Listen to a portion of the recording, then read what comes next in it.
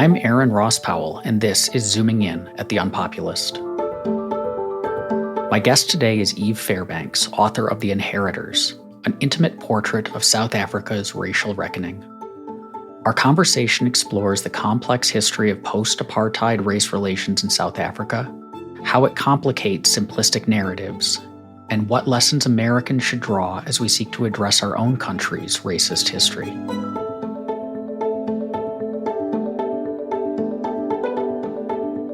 I want to start with a striking line from the excerpt from your book that we published at The UnPopulist.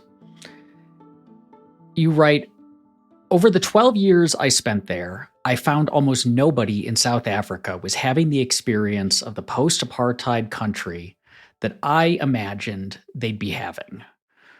What do you mean by that?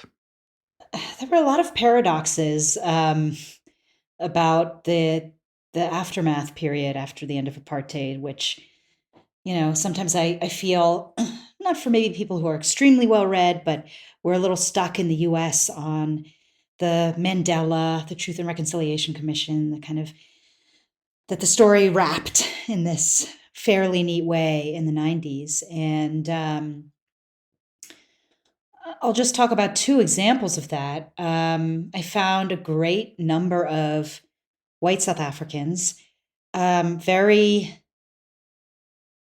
like, it was almost psychologically impossible to accept that they'd really been forgiven, to believe it, and to not believe that resentment would rise, that, at some point soon or down the line, there would be a kind of more material retribution.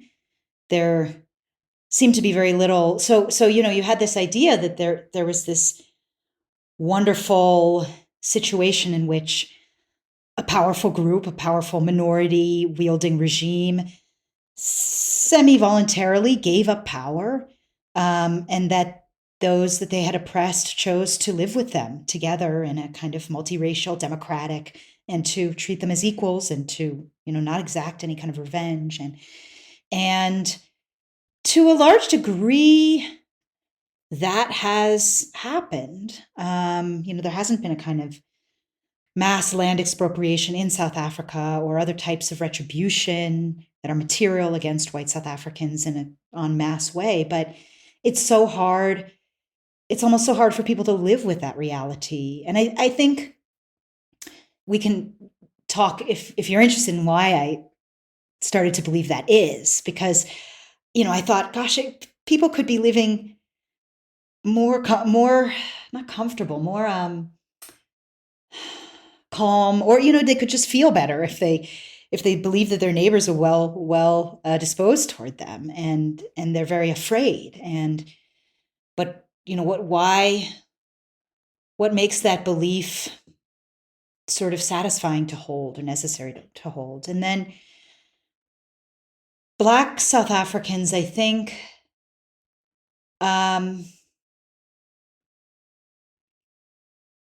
they did not realize, both because it was concealed from them and out of a kind of denial and wishful thinking that many or normal people and leaders admitted to me, that they were not coming into a promised land out of 40 years in Sinai suffering, and then coming into a land where there would be divisions and disagreements within the community, but at least the place would be fertile and like a nice kind of starting point.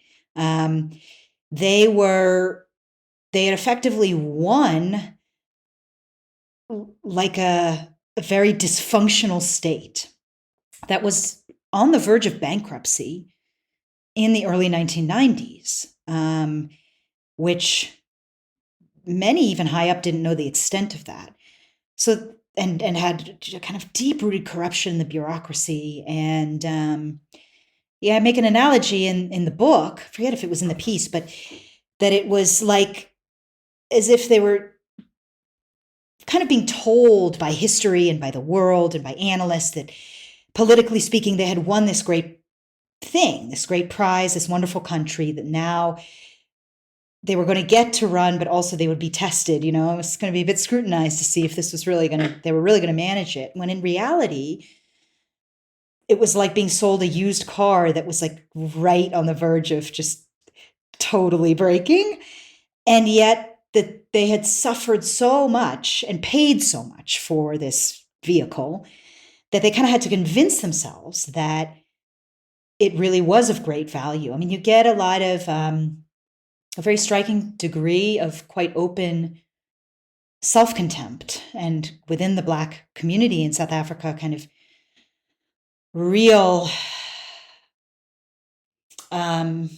you'll hear things like, I think it's turned out that maybe Black Africans just can't run a modern state, or things that are sort of shocking for an American, coming over. But I think part of that is it's so important to believe that this state could still have a ton of potential. Because then if you just got people into power who could do better, it could really fulfill a lot of its people and give them satisfying lives. It's harder in a way to acknowledge, we were kind of saddled with this thing that was actually kind of terrible. This almost seems like a perfectly charged situation for the construction and maintenance of like self-serving narratives or conflicting narratives. And so I want to, like, when you talk about the reaction of the white South Africans, and this expectation of things, of land appropriations, of expropriations, of just backlash that didn't seem to come, and the Black South Africans taking over this thing and not engaging in that kind of activity. How much of that was, so like well, let's start with the white South Africans, a like genuine fear, right? Like, I have a fear that we have perpetuated this tremendous injustice upon these another group for decades, a monstrous evil, and it's perfectly reasonable to think that the people who are the victims of that are going to be pretty mad about it and may act in angry ways, right?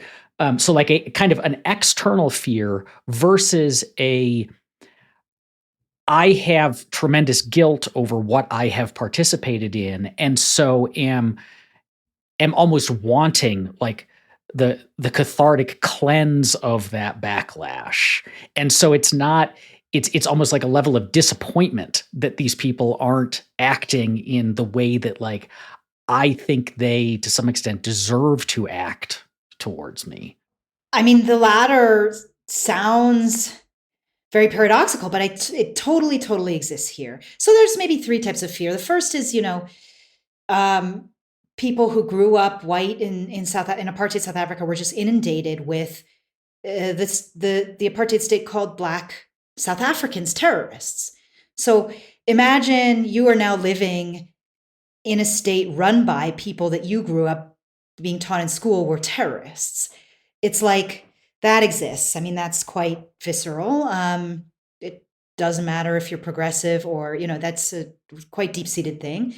Then there's a more kind of logical fear, like the one you laid out, like it stands to reason that, these people would want more out of us, want to take more.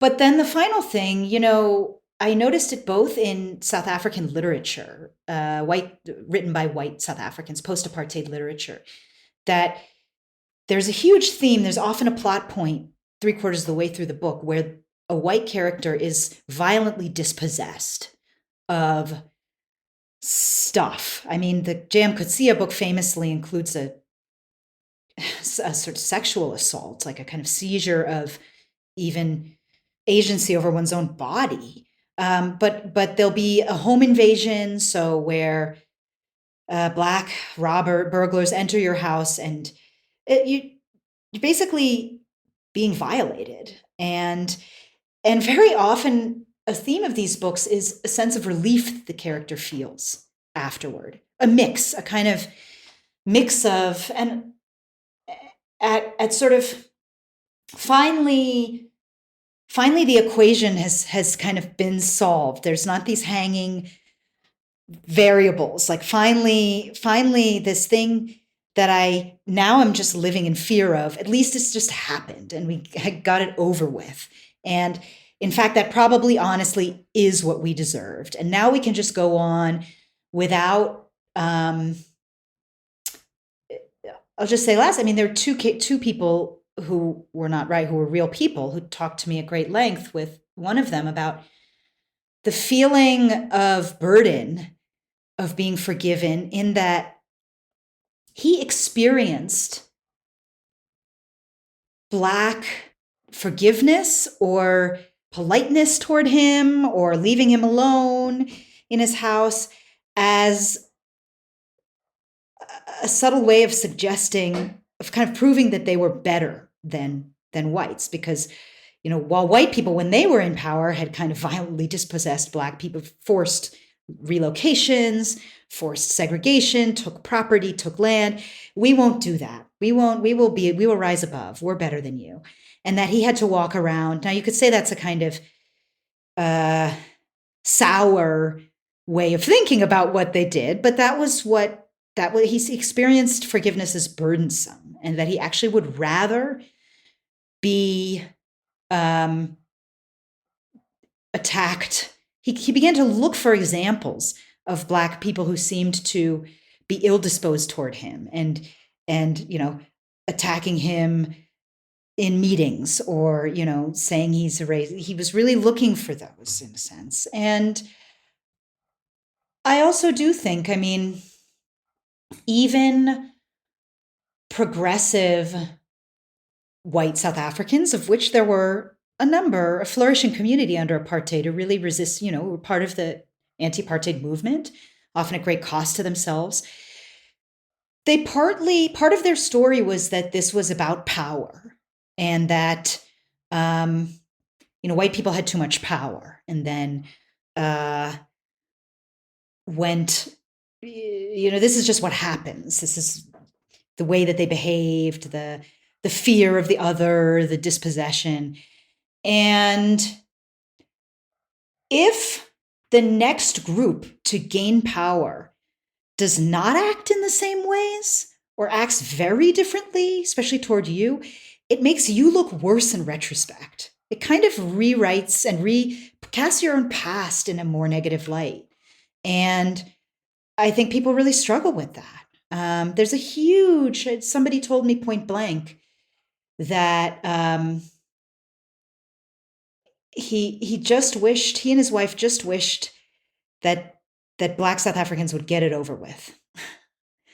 By which he meant creating a more materially equal society. They were living in this kind of manse that they'd fortified in the capital, with lasers and spikes on the walls, and it's a 4-bedroom house, and they had their cars inside, and they'd done a lot of work, and they'd invested a lot into protecting their property and their position. And he said, my wife in particular would never admit that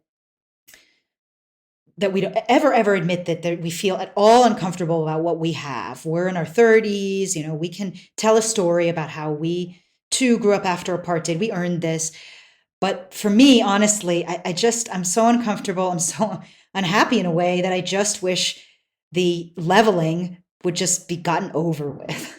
And I thought it was really fascinating. I mean, it's something that has the potential to explain, some types of reactions, I think. But also, I was always looking in the excerpt that you published and the book itself to talk even at length with friends that I made, and try to draw out kind of layers of feelings behind, in some cases, a more simplistic, kind of superficial, I'm a white South African, and I now feel that it's reverse apartheid, and I'm oppressed, and I am,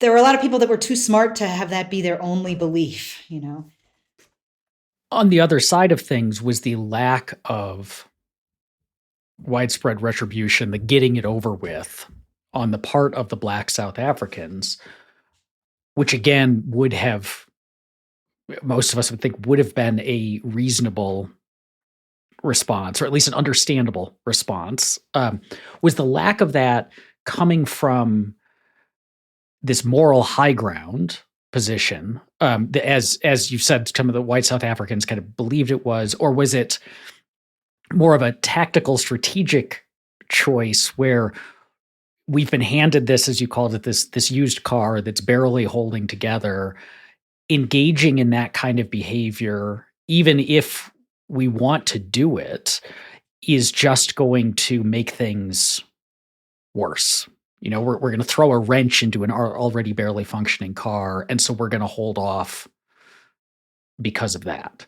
I think there's a lot of the latter. I think there's the feeling like you're driving a thing that's where the door is taped on and one family member's kind of holding one door on and another's got a hand into the wheel well. And if one person moves in any direction, the whole thing will just come apart. There is that fear, and that strategic feeling. There's a guy named Tokyo Sexwale who's a big anti-apartheid activist in the 80s, who became an African National Congress leader. And he famously kind of begged white South Africans not to leave in the late 90s. And he said, when we'll become a banana republic is when you go. Please don't leave. And so there were a lot of, I don't want to say even chits thrown, but there was a lot just on the political side from the government itself, a lot of strategy and tactics around they still hold most of the capital, and the country will become much poorer if we don't make it seem like a place where they can live and flourish. I also found there was a level of kind of self-policing, and wanting to sustain. One of the interesting things about the post-apartheid period in South Africa is seeing a group of people that really only had an identity ever through a shared experience of resistance to oppression, and being in a not a victim mode, but of resisting oppression from below, because there was no such thing as a Black South African before the white regime categorized them that way in laws that dispossessed them. So that whole nation or that identity group only exists for that. And to kind of see a group like that grappling with how to deal with having power is really fascinating. And you find discomfort in giving up what had grounded an identity, and a kind of self-policing. So every so often here you'll get some incident where, one in particular, there was a real estate agent who was very well known, who posted kind of a very racist, just really outrageous, like monkey laden screed on Facebook. And she was stripped of her license. She was actually charged with something, but there was a lot of kind of self-policing among Black South Africans to not be horribly rude to her, because that's what they do. That's what they did. We're better than that. We're more humane. We're more complex. We're more humane. We don't make fun in that way. But finally, the level of internalized racism that persists here is quite extreme. The kind of honor that's afforded at baseline to white South Africans by Black South Africans. There was a little story of a white Afrikaner guy who moved to a township for a month and blogged about it. And one of the interesting things in his blog was he really struggled to get to work at his investment bank in a very rich suburb of Johannesburg, because the apartheid state had never built transit connections between these poor Black neighborhoods and an investment bank. There are ones, but that janitors use that are really, really, really crappy. And he was really surprised that his Black neighbors felt so sad for him that he had to use this crappy mass transit because it was okay. It was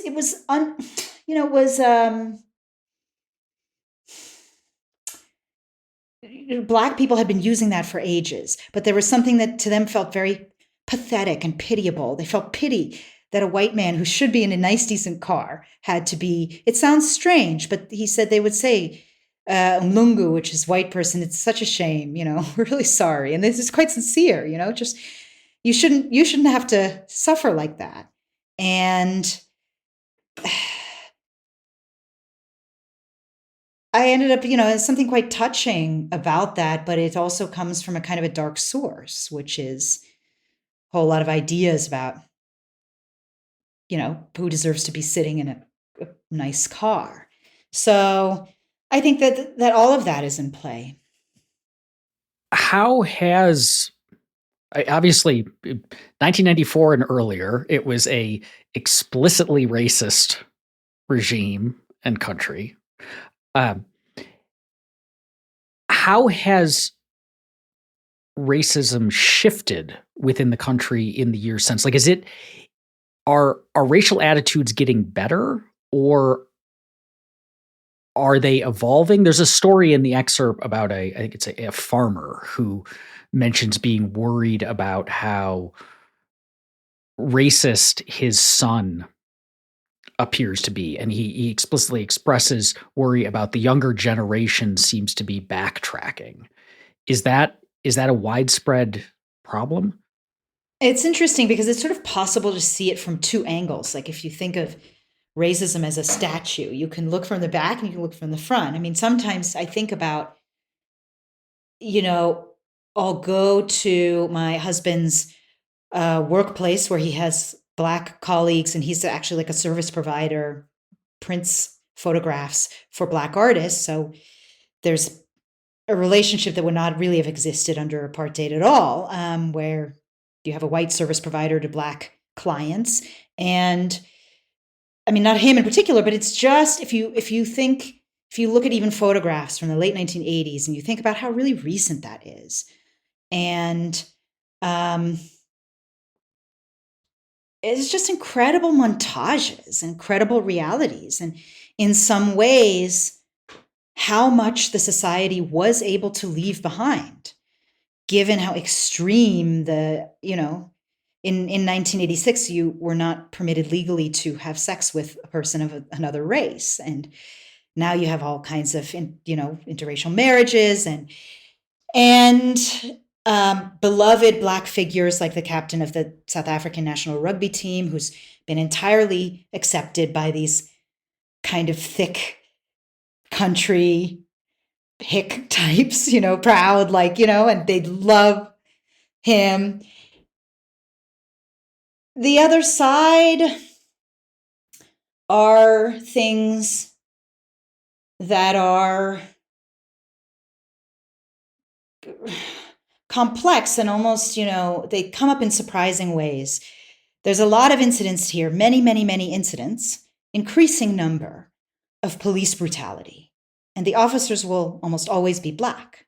However, these incidents will bear just a resemblance that's undeniable to people who grew up here to police brutality under apartheid. That was but the perpetrators are now Black.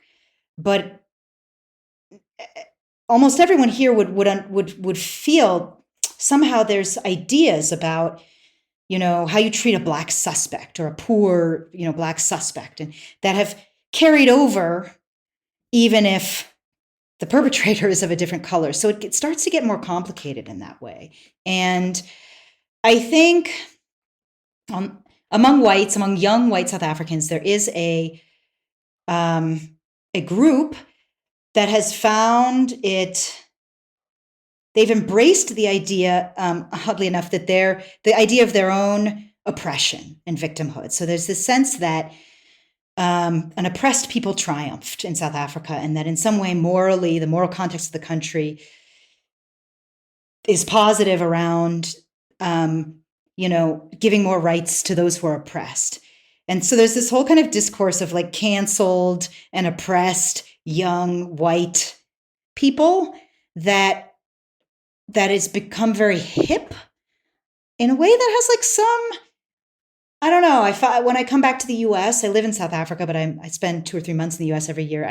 There's something also in the U.S. that reminds me of that, a kind of this slight Andrew Tate, like you're very good with TikTok, but you also, you know, say that you're a profoundly oppressed and canceled white person. So, these things are kind of shape shifting in really interesting ways. They don't die easy. I want to pick up on that in the minutes that we have left, because as I was reading your article, the parallels to a lot of the way that racial and racist culture and politics, sociology within the US seems to be playing out was striking. And at one point you mentioned that South Africa plays, for in a lot of people's minds, this called instructive and archetypal role, as here's an instance of this caste system being overthrown and how it plays out, and to some extent what you're doing is complicating the archetypally instructive nature that people imagine it to have. And so looking at the United States, what lessons should we on this side of the pond draw from the South African experience, particularly the more complicated version of it that you present? I see in a lot of conversations in the US the implication, it's not always explicitly stated, but the implication that demographic change is kind of in institutions is like, let's say you want a less racist, let's posit that your goal is a not racist society, or one that's more equitable or free or whatever, and that you would at least want maybe a proportional demographics, or you'd look at getting, making sure that institutions reflect their communities. I think a big lesson of South Africa is that really is not an end point. The South African government now entirely reflects the demographics on like a state provincial level and nationally. People who are in power look like the ordinary voter, and it constantly finds itself, sometimes without even really meaning to, replicating or recapitulating kind of apartheid era type behaviors, or so that's a huge lesson, and also that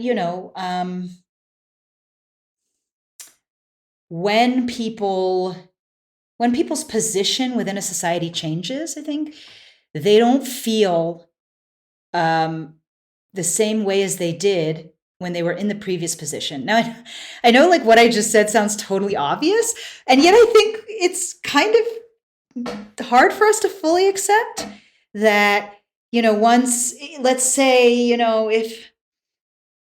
if America had a Supreme Court with 6 people of color, or if, white Americans of a certain type, women, or, end up feeling like they're declining economically, or just squeezed in various ways, that they'll carry with them the feelings that they just had due to their kind of identifying label, and the feelings and the goals and the ideas that they have about how to change society or whatever.